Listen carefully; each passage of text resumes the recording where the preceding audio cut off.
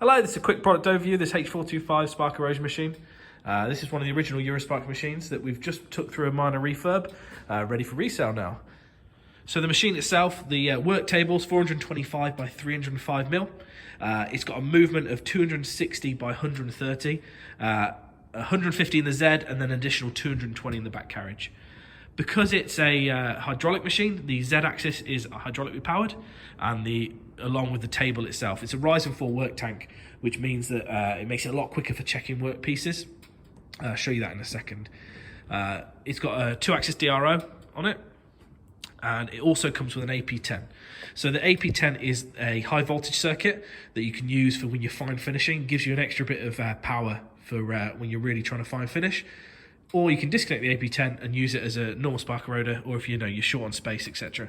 It still has a high voltage circuit built in, but the AP10 is just a bit more powerful. So to run you through the controls for Z-axis, you've got a micrometer here. So when this hits the stop, it will retract to turn the spark off. X and Y you can set with your 2-axis DRO. It's got an edge finding circuit, so when it touches the workpiece, you can then set and run off to your datums. You've got your on and off settings here. That's set by the book depending on how many transistors you've got selected.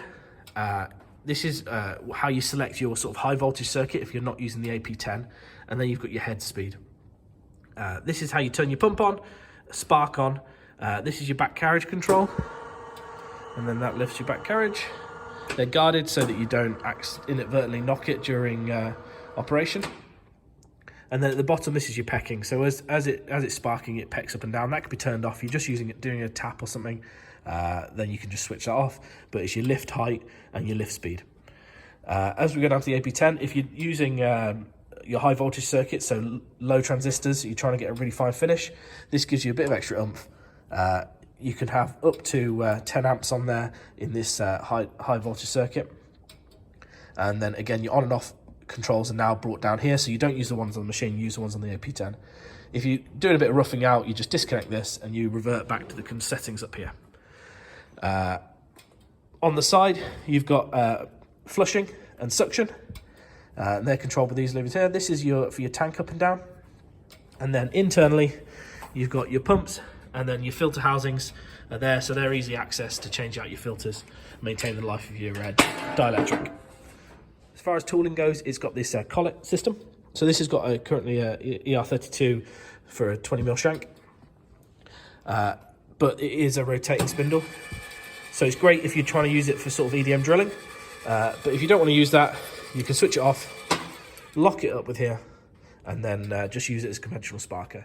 For manufacturing your electrodes, we suggest people to use we've got some old 3R 20mm shank electrode holders. You can drill and tap these, put your electrode on, make your forms.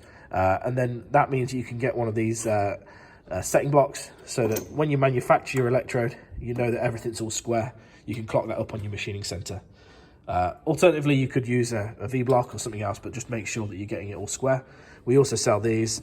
If you'd purchase a machine, I could throw in some of these shanks just to get you started. Here's an example of some electrodes that people have made on this machine. So you can see some very small forms there people have used. And then this is the sort of thing they'd use for the rotating spindle, just to make sure they're getting that nice gradient. They'll put that on. So I'm going to get it set up, get it sparking, show you the tank moving up and down, and just go from there.